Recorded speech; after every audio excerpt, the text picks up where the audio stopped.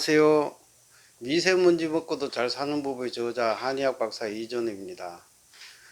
건강하고 오래 산다는 것은 온 인류의 꿈, 아니 모든 생명체의 꿈이 아닌가 싶습니다. 인류는 참으로 많은 연구를 거듭해왔고 앞으로도 계속할 것입니다. 현재 어느 정도 단계까지 와 있나 하면은 여러분들도 다 알다시피 요즘이 100세 시대라고 하면서 건강한 노인들이 많아진 단계까지는 왔습니다. 그렇지만 장수 시대라고 보기에는 아직 많이 미흡합니다. 우선 청년이나 젊은 시절은 별로 늘지를 않았습니다. 단지 노인의 시절이 늘은 것뿐입니다. 이것에 기여를 가장 많이 한 것은 아마도 수돗물과 치과의 발달일 것입니다. 동양에서는 도가를 중심으로 수양을 근본으로 건강하게 오래 사는 방법에 대한 연구를 많이 했습니다. 그 영향을 많이 받은 한의에서도 건강하게 오래 사는 법에 대한 내용이 많습니다. 우선 그 내용에서 보다시피 사람이 오래 사는 것에는 몇 가지 조건이 있습니다. 제일 첫째로 가장 중요한 것은 잘 타고나야 합니다. 이 잘 타고난다는 것은 건강하기도 하고 현명하기도 하게 그렇게 태어나야 한다는 것입니다. 그것을 그릇으로 치면 상기, 가장 좋은 큰 그릇으로 봅니다. 한의에서는 이 잘 타고나는 방법으로 제시하고 있는 것이, 첫째는 부인도 건강해야 되고, 그리고 신랑도 건강해야 되고, 그리고 합방할 때도 좋은 때와 좋은 상황에서 합방을 해야 되고, 그리고 임신 중에 관리가 잘 돼야 된다고 보고 있습니다. 이것을 한마디로 한 것이 나서 10년보다 태중의 10개월이 중요하고, 태중의 10개월보다 더 중요한 게 하룻밤 그 아버지의 상태를 중요시합니다. 그래서 예전에는 합방의 시간까지 따졌습니다.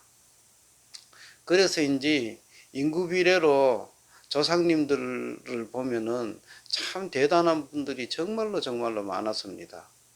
그 한 말만 하더라도 세계적인 인물들이 그야말로 즐비했습니다. 그리고 또 이제 임신부의 건강 상태가 참 중요합니다. 임신한 상태였어요. 임신한 상태에서 임신부가 건강하지 않다면 태아 역시 건강에는 불리합니다. 요즘에 고령 임신과 임신 중에 모성애로만 무장하여 무조건 아픈데도 그냥 버티는 사람들도 많은데, 그것 또한 태아의 건강에는 좋지 않다고 봅니다.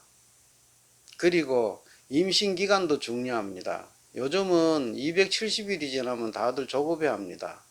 이유도 많습니다. 태아가 탯줄을 목에 감느니 태변을 먹게 되느니 그런 이야기를 하는데, 그렇지만 한의의 기록에 의하면은 1년 넘는 경우는 상당히 많고요. 최고 25개월 만에 해사는 기록까지 있습니다. 이런 경우에 산모가 너무 허약해서 태아가 제대로 자라지 못해서 그렇다고 보고 해결을 한 경우가 있습니다. 일반적으로 임신기간이 306일자와 296일을 채우면은 상기로 봅니다. 그리고 286일과 266일은 중기 정도로 보고요. 256일과 246일 정도는 하기로 봅니다. 그렇게 본다면 예정일에 한 달 정도 늦어지는 것은 애한테 좋다는 결론입니다. 산모가 약하든 약하지 않든 간에 임신기간이 늘어난다는 것은 결국 애가 건강해지기 위한 것입니다. 퇴임기간이 길어지면 탯줄을 감거나 태변을 먹고 안 좋아지는 경우도 있다고 하지만 이때까지는 실제로 그랬다는 경우는 한 번도 못 봤습니다. 솔직히 그렇지만 임신해서 출산이 되는 전 과정 자체가 사실은 기적에 가깝습니다. 어떤 일이 일어나도 이상할 것이 없습니다. 그래서 한의에서는 순산하는 약이 있습니다. 이 약의 원리는 태아의 크기를 줄이고 그리고 산모의 체력을 도와주는 약입니다. 그래서인지 우리 큰놈이 그 약을 걱정이 돼서 많이 먹었는데 태어나서 우는데 보니까 애가 쭈글쭈글 하더군요. 태어난 아이는 계속 많이 우는, 그리고 크게 잘 우는 애가 오래 삽니다. 그리고 체격이 좋으면서 살집이 희고, 그리고 불알을 봤을 때 금이 분명하게 있고 빛이 좀 거무스름한 애들이 오래 산다고 되어 있습니다. 그리고 살면서는 몸을 잘 사용해야 됩니다. 이 몸을 잘 사용하는 법을 저는 생활의 법도라고 이야기를 합니다. 이 생활의 법도는 참 다양하지만 한마디로 말한다면은 그 중용이라고도 하죠. 그 중을 잘 지키는 것입니다. 이게 참 쉽지 않습니다. 모든 것을 적당히 잘해야 한다는 것이지요. 그런데 제일 어려운 게 이 적당히 하는 겁니다. 이것은 고래로부터 설이 많으니 기회가 되면은 따로 한번 정리를 하는 것이 좋을 것 같습니다. 그렇지만 여기서 꼭 하고 싶은 것은, 말씀드리고 싶은 것은, 과식과 과음과 과색은 정말로 피해야 합니다. 남자건 여자건 그것은 굉장히 중요합니다. 특히 이 세 가지가 한꺼번에 만나면은 내신이 썩는다고까지 되어 있습니다. 요즘 세상이 참 복잡한 세상이라 가장 큰 병인 중에서 어디 가나 붙어 다니는 병인 중에 스트레스가 있습니다. 이 스트레스를 우리말로 하자면은 근심, 걱정, 그리고 우라입니다. 모든 것은 이것은 모든 병에 다 들러붙어서 원인이라고 주장을 할 만합니다. 그런데 이재마 선생님께서 모든 근심 걱정은 다 욕심에서 비롯된다고 했습니다. 이 욕심은 치우침에 있습니다. 중을 지키면 그런 게 안 생깁니다. 그래서 중이 굉장히 중요하다고 봅니다. 이 생활의 법도를 어기게 되면은 그 벌칙으로서 병이 따라오게 됩니다. 이 병이 시작되었는데 그러면은 생활의 법도를 미리 이렇게 잡으면은 몰라도 잡지 않고 그대로 계속 어긴 법도를 시행을 하게 되면은 병은 점점 더 깊어집니다. 이 깊어진 병은 깊을수록 치료하기가 힘듭니다. 이 병이란 것은 오래 앓을수록, 그리고 그 중심으로 많이 들어갈수록 쉽지가 않습니다. 그러니 깊어지기 전에 그 보수나 조정을 잘해야 됩니다. 그래서 그때 필요한 것이 의사입니다. 원래 의사는 신명이 통하고 저하를 조절할 수가 있어 가지고 명이 짧은 사람을 오래 살게 하고, 명이 긴 품부가 잘 타고나신 분들은 신성까지 될 수 있게 한다고 했습니다만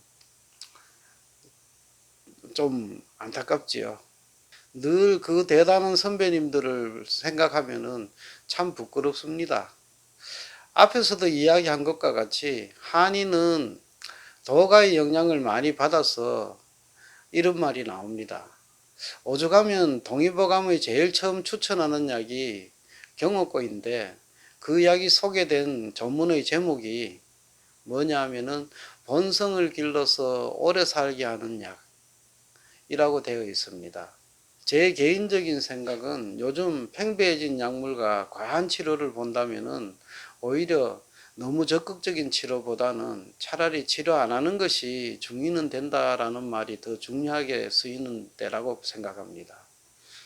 사람이 나이가 들어가면서 점점 줄어드는 것이 있습니다. 조직적으로, 요즘 현대적으로 조직적으로 본다면 몸의 수분이 점점 줄어들고, 한의적으로 본다면 혈기가 줄어든다고 보고 있습니다. 그래서 나이 든 사람들에 대해서 약을 쓸 때는 한의에서는 항상 혈기를 보충하는 것을 일단 바탕에 깔고 그러고 생각을 합니다. 즉 노인들 병과 젊은이들 병을 다르게 보는 것이지요. 그렇지만 젊은이와 노인을 가르는 가장 큰 것은 저는 호기심과 사랑, 자존감, 그리고 행복일 것입니다. 이 마음을 잃지 않으면 그 사람은 젊은 사람들입니다. 그 젊은 사람에게는 몸의 젊음도 따라갑니다. 이것은 앨런 랭어 박사의 영상으로도 충분히 증명이 됩니다. 다들 앨런 랭어 박사님의 실험인 7일간의 기적을 한번 보시기를 바랍니다. 그리고 또 랭어 박사님의 그 연구 중에서 노수녀님에 관한 연구도 있습니다. 이 수녀님은 40여 년간 수도원의 재물을, 그 골치 아픈 재물을 꼼꼼히 보셨답니다. 90세가 되어서 소천을 하셨는데 본인의 희망에 따라서 시신이 기증되어서 부검을 해봤답니다. 그랬더니 벌써 알츠하이머가, 그것도 중증으로 진행된 지가 오래됐다고 하더군요. 그렇지만 생전에는 아무도 증세를 몰랐다고 합니다.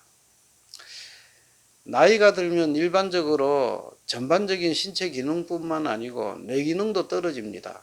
그러다 보니 웃는 것도 많이 줄고 주변에 대한 관심도 줄고, 다만 느는 것은 고집만 늡니다. 고집은 그나마 늙은 마음을 지탱해주는 기둥입니다. 없는 것보다는 낫겠지만 그 마음을 호기심과 사랑과 자존감으로 채우신다면 몸과 마음도 젊어질 수 있을 것입니다. 그래서 중요한 것이 몸에는 운동을, 손에는 책을, 그리고 평생 하는 일과, 그리고 즐거운 이웃과 행복한 가정과 사랑하는 마음이 나이가 들어가면 갈수록 정말로 중요합니다. 감사합니다.